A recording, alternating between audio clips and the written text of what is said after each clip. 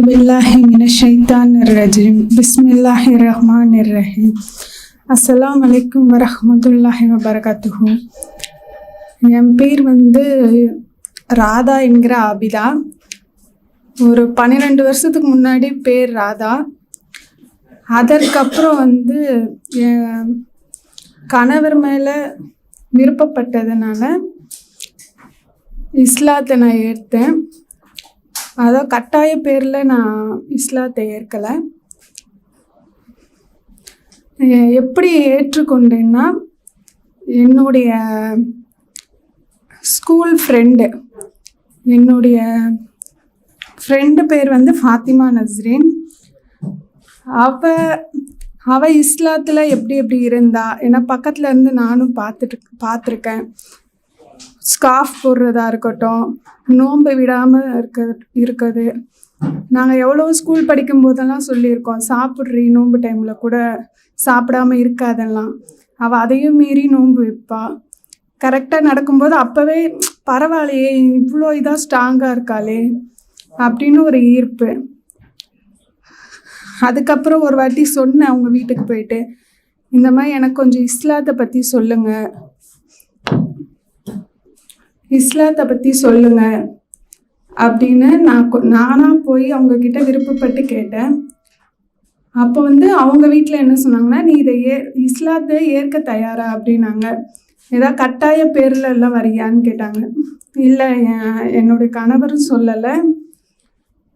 அதாவது அப்போது கல்யாணத்துக்கு முன்னாடி அந்த மாதிரி இல்லை, அவங்க மூலியமாகவும் நான் வரல.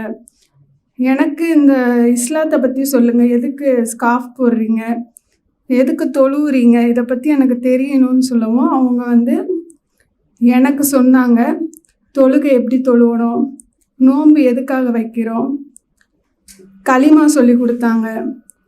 எல்லாத்தையும் நான் கல்யாணத்துக்கு முன்னாடியே ஏற்றேன். அவங்க சொல்லி கொடுத்தபடி எல்லாமே கற்றுக்கிட்டேன்.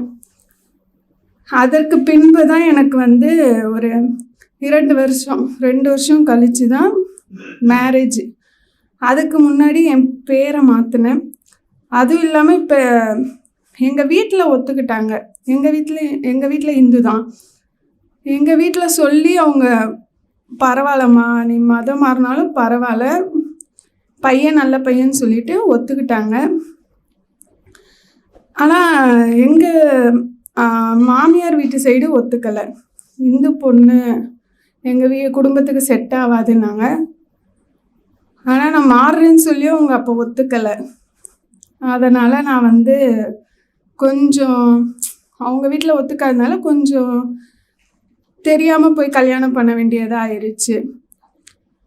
கொஞ்சம் என் வீட்டுக்காரும் கொஞ்சம் அம்மா அப்பாவுக்கு கொஞ்சம் மதித்து அவங்க சொல் பேச்சு கேட்டு நடக்கிற இது. அதனால் அவங்க பேச்சு மீறி அவங்களும் எப்படியோ பண்ணிட்டாங்க. அதனால் மேரேஜ் 2 வருஷம் கழித்து மேரேஜ் நடந்துச்சு. 3rd இயர் காலேஜ் படிச்சுட்டு இருந்தேன். 3rd இயர் போகிறதுக்கு முன்னாடி, அந்த கல்யாணத்துக்கு முன்னாடியே 2 வருஷம் நோன்பு வச்சுருக்கேன், தொழுதுருக்கேன். களிமா ஓதுறது எல்லாமே கற்றுட்டு முறைப்படி எப்படி நம்ம இஸ்லாத்தில் வரணுமோ அதுபடி கெஸ்ட்டில் பேர்லாம் மாற்றி அதுக்கப்புறம் தான் மேரேஜ் பண்ணிவிட்டு இப்போ வர நாங்கள் சந்தோஷமாக தான் இருக்கோம். எந்த இதில் ஆனால் கட்டாய பேரில் நான் வரல. எனக்கு இந்த மார்க்கத்தை பற்றி தெரிஞ்சுக்கணும், ஒரு விருப்பத்தோட பேரில் தான் நான் வந்தேன். அதன்படியே இப்பயும் இருக்கேன். 5 வேளை தொழுகிறேன், நோன்பு வச்சுருக்கேன், குரான் ஓதுறேன், மதர்சாவும் போய் ஓதுறேன். என்ன மாதிரி என் குழந்தைங்களுக்கும் ஓத சொல்லி கொடுத்துட்ருக்கேன். டெய்லி இப்பயும் மதர்சா போயிட்டு தான் இருக்கோம்.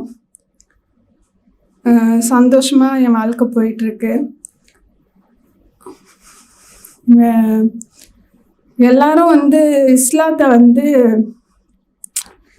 எப்படி நீங்கள் போனீங்க, உனக்கு செட் ஆயிடுச்சா அப்படின்னு கேட்குறாங்க எடுத்த உடனே. ஆனால் உண்மையை சொல்லணும்னா,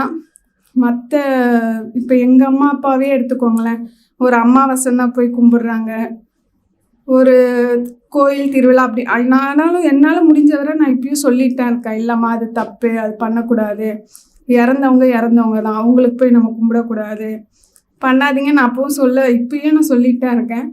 ஆனாலும் அவங்க வந்து இன்னும் கொஞ்சம் அது அந்த பழைய கொஞ்சம் ஆளுங்களா இருக்கவும் இன்னும் அது ஒத்து வர மாட்டேங்கிறாங்க. சரி நம்ம சொல்கிறோம், அப்போ வந்து சரி சரிம்மான்னு தலையாட்டுறாங்க. சரி இன்ஷா அல்லாஹ் பார்ப்போம். நம்ம சொல்லிகிட்டே இருப்போம்.